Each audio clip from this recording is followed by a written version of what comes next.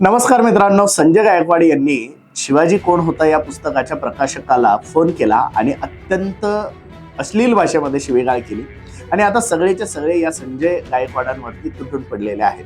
परंतु खरंच 100% संजय गायकवाड चुकीचे आहेत का? तर मुळीच नाही. खरं तर संजय गायकवाडांचे शब्द जरी चुकीचे असले, त्यांची वेळ जरी चुकीची असली तरी त्यांच्या भावना चुकीच्या आहे असं आपण म्हणू शकत नाही. कारण ज्या महापुरुषांना आपण दैवत मानतो त्यांचा एकेरी उल्लेख होऊ नये की भावना एखाद्या माणसाची असणे याला आपण गैर म्हणू शकत नाही, ही सगळ्यात महत्वाची गोष्ट आहे. मग याच्यामध्ये कॉम्रेड गोविंद पानसरे यांची चूक आहे का? यांनी ते पुस्तकाचं कव्हर त्यावेळेस तसं ठेवलं तर अर्थात खरं तर व्यावसायिक दृष्टिकोन आपण याला समजून घ्यायला पाहिजे. व्यावसायिक दृष्टिकोन दोन प्रकारचा असतो. एक तर ती गोष्ट खूप म्हणजे व्हायरल झाली पाहिजे आजच्या भाषेमध्ये, म्हणजे त्याला खूप पब्लिसिटी मिळाली पाहिजे किंवा त्या गोष्टीतून आपल्याला प्रचंड पैसा निर्माण झाला पाहिजे. या दोन्हीही गोष्टींना आपण व्यावसायिक फायदाच असं म्हणतो. एक तर प्रसिद्धी मिळणे, नाहीतर पैसा मिळणे.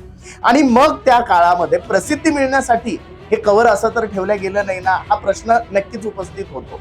अर्थात गोविंद पानसरे यांनी केलेल्या अंधश्रद्धा निर्मूलन बद्दलच्या कामाबद्दल आपल्याला शंका नाहीये, परंतु या पुस्तकाच्या कव्हर बद्दल त्या काळात काय विचार केला हा दृष्टिकोन समजून घेणं सुद्धा गरजेचं आहे.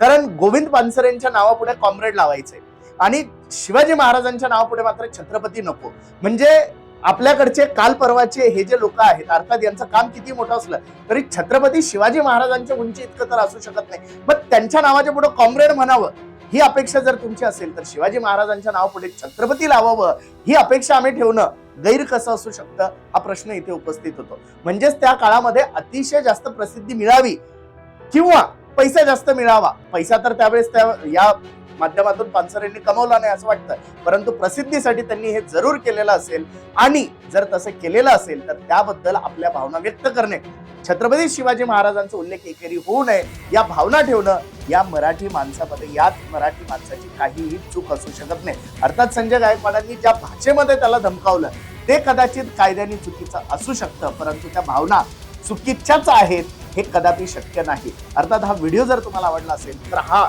महाराष्ट्रभर जास्तीत जास्त लोकांपर्यंत पोहोचवावा हीच विनंती.